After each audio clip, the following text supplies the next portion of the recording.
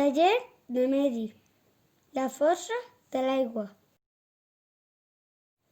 Hem fet una activitat amb diferents materials. Sorra molt fina, sorra de pedretes petites, pedres i aigua. Hem ficat pedres en un recipient i les hem mullat en gotetes d'aigua. S'han rentat i han canviat de color. Després li hem abocat tot el pot d'aigua a raig al damunt i les pedres han quedat igual.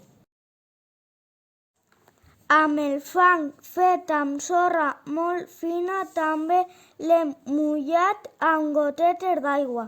Es va posar una mica més tou i va sortir aigua bruta.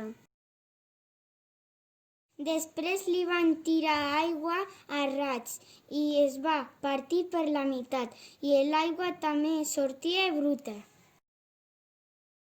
Amb el fang fet amb sorra, amb pedres molt petites, també l'hem mullat amb gotetes d'aigua. I es va desfer una mica.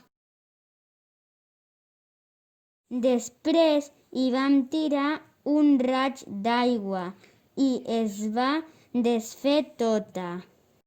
El recipient va quedar amb les pedretes petites al fons. I no les podíem veure perquè l'aigua estava molt bruta.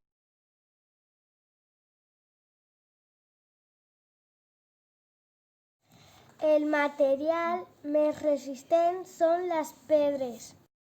Amb elles podríem fer una tanca, per exemple, i les pluges no la farien malbé. L'aigua provoca canvis en la sorra. Ho podem veure en alguns camins, quan acaba de ploure.